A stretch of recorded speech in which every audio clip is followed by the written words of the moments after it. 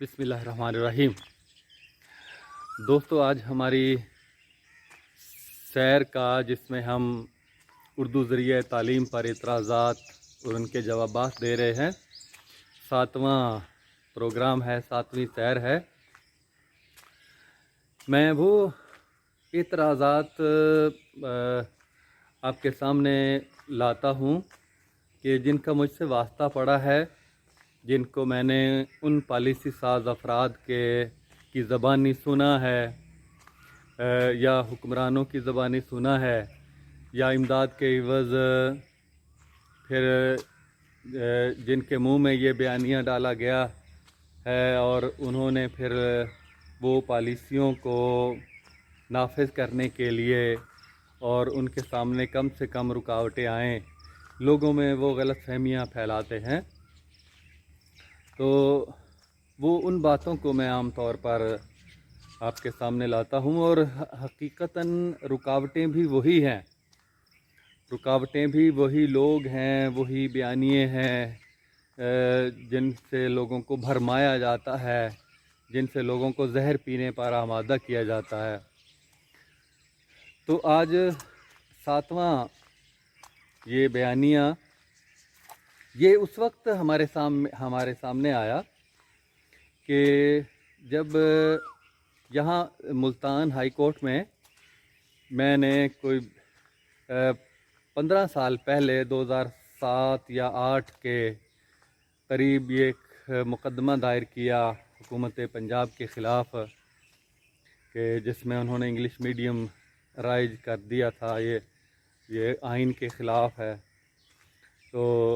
یہ پھر ہمیں کوئی 10 سال ہو گئے پیشی پہ پیشی، تو کبھی سرکاری وکیل نہیں آیا، کبھی کوئی رکاوٹ، کبھی کوئی، لیکن بالآخر پھر 10 سال بعد بحث ہوئی، زبردست بحث ہوئی،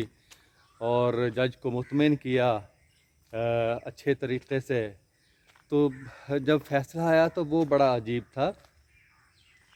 فیصلہ یہ تھا کہ ہمیں سیکٹری تعلیم کو پابند کیا کہ وہ ہماری بات سنیں، لاہور میں پابند کیا کہ وہ ہماری بات سنیں۔ چنانچہ ہم نے پھر وہ وہاں پہ جانا غنیمت سمجھا، چلیں کوئی بات تو ہے، کوئی ہلچل ہوگی، کوئی ان لوگوں کی مشکلات کا اندازہ ہوگا، یا پتہ چلے گا کہ کچھ لوگ جو ہیں وہ پریشان ہو کر یہاں اس حد تک گئے ہیں کہ ہمارے خلاف مقدمہ کیا ہے۔ پہلے بھی تھا، ہم نے اس میں صوبائی محتسب میں بھی ہم گئے، اور اس کے بعد وفاقی شرعی عدالت میں بھی، اور 1 لاکھ بچوں کے دستخط کروا کے سپریم کورٹ کو بھیجے انگلش میڈیم کے خلاف۔ تو الحمدللہ ہم جو بساط بھر کام کرتے رہے ہیں، اس میں پھر انہیں سیکٹری صاحب خود تو نہیں آئے، اور انہوں نے دو افراد کو پابند کیا، اسپیشل سیکٹری اور اسسٹنٹ سیکٹری، ان کو کہ وہ ہماری بات سنیں۔ تو بڑی مشکل سے ہم گئے، کتنی دیر تک ہم وہاں شدید گرمی میں لاہور میں، ہم تقریباً 12 افراد تھے، جن میں ڈاکٹر شریف نظامی صاحب تھے، غلام مصطفیٰ صاحب ہمارے دوست، اور اس طرح پورے 12 افراد تھے۔ تو انہوں نے پھر وہ بڑی 3 بجے جا کے پھر انہوں نے انتظام کیا۔ ہم بار بار ان کو یاد دلاتے رہے کہ یہ آپ کی طرف ان کے پاس بھی پہنچا تھا، یہ فیصلہ ہے عدالت کا، اور آپ ہماری بات سنیں۔ تو چنانچہ تقریباً 2 گھنٹے تک وہ ہماری بات ان سے ہوتی رہی۔ وہ الحمدللہ اتنے دلائل ان کو ہم نے دیے کہ وہ مان گئے کہ واقعی یہ ہونا چاہیے، ہم کریں گے، ہم آگے سیکٹری صاحب کو یہ آپ اس کارروائی کی پوری رپورٹ دیں گے، اور پھر اس پر ہم کر بھی رہے ہیں۔ یعنی اس طرح کی، جیسے پنجابی میں کہتے ہیں کہ گونگڑواں تو مٹی چاڑنا، تو وہ اس طرح کی باتیں ہم یکساں کر رہے ہیں، ہم اس کی یونیفارم وردی کی بابت بھی ہم یہ سوچ رہے ہیں. جو سپریم کورٹ کا سپریم کورٹ کا فیصلہ بھی آ چکا تھا. یہ جب یہ سنوائی ہماری ہوئی تو سپریم کورٹ کا فیصلہ بھی آ چکا تھا، تو وہ بھی ہم نے ساتھ لگایا اس کے. تو اس پر بہرحال وہ آگے سے نہ کی پوزیشن میں نہیں تھے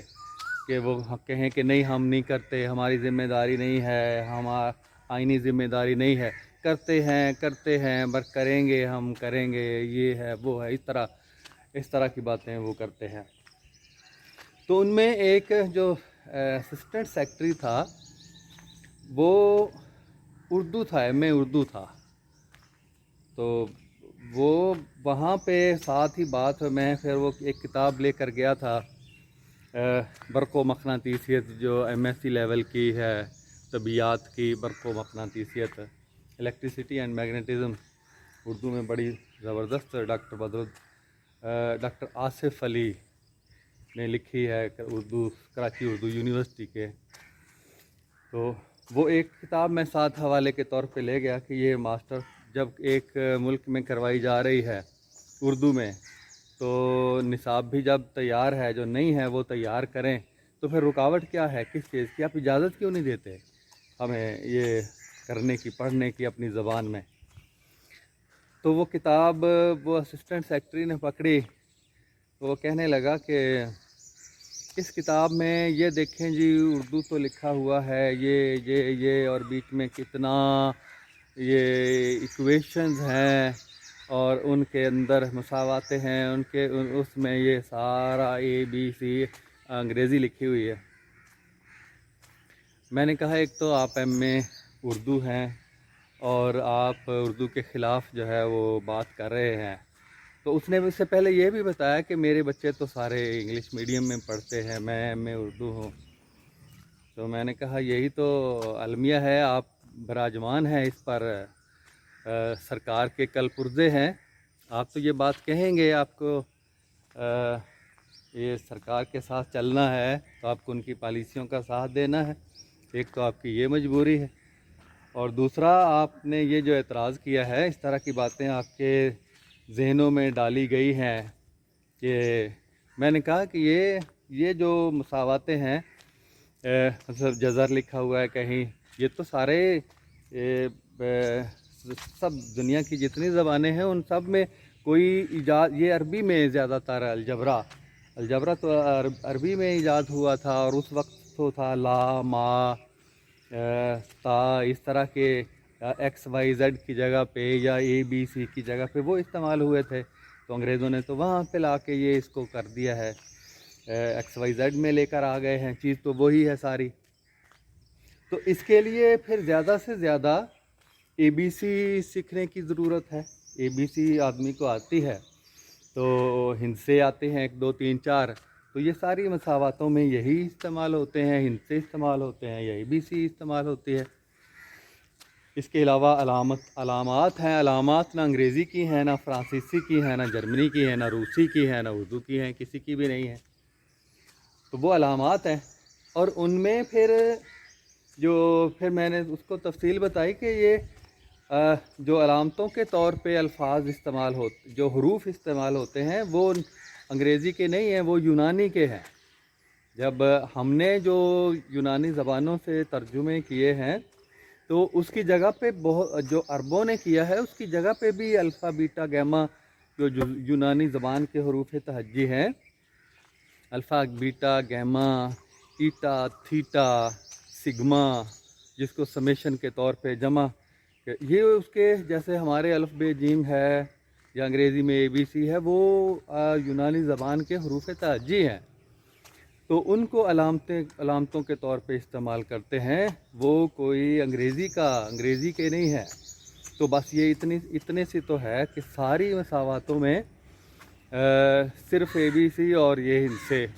اور چند ایک علامتیں ہیں، انہی کے ذریعے مساواتیں ساری بنتی ہیں. تو اس میں تو انگریزی کتنی سیکھنے کی ضرورت پیش آتی ہے، ABC تک اور ہندسے 1 2 3 4 جو ہم سیکھتے ہیں، ہمارے بچے سیکھتے ہیں. تو اس میں کیا پیچیدگی ہے، اس میں کیا مشکل ہے کہ یہ ساری تو آپ فرما رہے ہیں کہ وہ لکھی ہوئی ہیں، تو باقی تو سارا کچھ اردو میں لکھا ہوا ہے۔ اس سے اعتراض کی تو کوئی بات بنتی نہیں ہے آپ پر افسوس ہوتا ہے کہ آپ اردو ہے تو اور آپ کو پتہ نہیں ہے کہ اردو پڑھی ہے آپ نے، اردو کی وسعت کتنی ہے، اردو میں کتنا سائنس کا کام ہوا ہے۔ آپ کو کاش آپ نے کچھ زیادہ پڑھا ہوتا تو آپ کو ان ساری چیزوں کا علم ہوتا، کم از کم یہ اعتراض آپ نہ کرتے۔ تو بہرحال وہ لمبی بحث 2 گھنٹے تک وہ ہماری بحث چلی۔ الحمدللہ یہ شرح صدر کے ساتھ ہم وہاں سے اٹھے، انہوں نے تسلیم کیا کہ ہم کریں گے، ہم اپنی سرکار کو، پنجاب حکومت کو ہم اس کی رپورٹ کریں گے کہ ہمارے پاس یہ وفد آیا تھا۔ تو یہ ہمیں پتہ تھا کہ یہ ان کے حربے ہوتے ہیں اس طرح کے کہ ہم کرتے ہیں، ہم سنتے ہیں، ہم آپ کی بات پہنچاتے ہیں، کرتے ہیں، نہیں کرتے ہیں، عمل درآمد ہوتا ہے، نہیں ہوتا ہے، یہ ان لوگوں کو ہیلے بہانے اور ٹال مٹول کر کے وہ وقت گزارتے ہیں۔ اصل میں انہوں نے معاہدے کیے ہوئے ہوتے ہیں کہ جن کا ہمیں نہیں پتہ ہوتا۔ ایک تو میں یہ کہنا چاہتا ہوں کہ جتنے بھی اب تک تعلیم کے معاہدے ہوئے ہیں این جی اوز کے ساتھ، بیرونی ممالک کے ساتھ، ان معاہدوں کا اصل متن نہیں دیکھا گیا کہیں کہ وہ لوگوں کے سامنے لائے جائیں، کس نے اس معاہدے کے الفاظ کیا ہیں۔ میں آپ کو بتاؤں کہ ابھی تک کہ جو وفاقی حکومت نے کہا جاتا ہے، جو پنجاب ٹیکسٹ بک بورڈ کے اوپر لکھا ہوا ہے کہ یہ وفاقی حکومت کی یہ 2007 کی پالیسی ہے کہ میٹیریل لرننگ پالیسی، کہ جس کے تحت تدریسی مواد کو پڑھانا ہے، یعنی انگریزی کے الفاظ کو واحد لفظ کے طور پہ استعمال کرنا ہے۔ لیکن اس پالیسی کو ہم نے ٹیکسٹ بک بورڈ سے بارہا یہ مطالبہ بھی کیا کہ ہمیں لا کر تو دکھایا جائے کہ اس کا اصل متن کیا ہے۔ یہ جو پالیسی، جو معاہدہ خاص طور پہ جو برٹش کونسل کے ساتھ، یو ایس ایڈ کے ساتھ، یا جی آئی زیڈ جرمنی کی جی ٹی زیڈ، ان ساری این جی اوز جو تعلیم میں کام کر رہی ہیں، ان کے ساتھ جو معاہدے ہوئے ہیں ان کا متن عوام الناس کے سامنے اردو ترجمے کے ساتھ شائع کیا جانا چاہیے، تاکہ لوگوں کو اصلیت پتہ چلے کہ جن لوگوں نے معاہدے کیے ہیں وہ انہوں نے یہ ملک دشمنی کی ہے، تو ان کو اس پر جو ہے وہ تحقیقات ہونی چاہیے، اس پر ایک کمیشن بیٹھنا چاہیے، اس کے مضر اثرات کا جائزہ لینا چاہیے کہ یہ 20-25 سالوں سے یہ کھلواڑ ہو رہا ہے، اور تعلیم کا جائزہ لے کر کہ کتنی تباہی ہوئی ہے کہ طالب علموں کے پاس علم نام کی چیز نہیں ہے۔ ان کا جائزہ لیا کہ رپورٹ میں یہ سامنے آنی چاہیے کہ پڑھنے میں کیا دشواری محسوس ہوتی ہے، پہلے سے اب حالت ابتر ہے یا بہتر ہے، لکھنے کی صلاحیت بہتر ہوئی ہے یا ابتر ہوئی ہے، اور یہ یاد رکھنا، ذہن نشیں کرنا، یہ پہلے سے آسان ہوا ہے یا مشکل ہوا ہے، اور لکھی ہوئی سمجھی ہوئی بات کو اپنے لفظوں میں بیان کرنا یہ پہلے سے مشکل ہے یا آسان ہو گیا ہے۔ تو ان ساری چیزوں کا جائزہ لے کر ان کو جو بار بار پالیسیاں بدلتے رہے ہیں ان کو پکڑنا چاہیے، اور بہتری کی بجائے جو ابتری آئی ہے اس پر ان کو سزائیں دی جانی چاہیے، یہ سخت ترین۔ اور یہ بیرونی ممالک میں ایسا ہوتا ہے، ترقی یافتہ ممالک میں ایسا ہوتا ہے کہ کسی پالیسی میں ان کے ہاں حقیقی احتساب کا اصول ہے کہ جس کے تحت کو کسی شخص ایک لفظ بھی اگر کسی نے تبدیل کرنا ہے تو اس پر بہت گہری سوچ و بچار ہوتی ہے، اور پھر جا کر کہیں اس لفظ کو جو ہے وہ نصاب کا حصہ بنایا جاتا ہے۔ ہمارے ہاں پوری کتابیں جو ہے وہ راتوں رات جو ہے وہ تبدیل کر دی جاتی ہیں یا خفیہ طریقے سے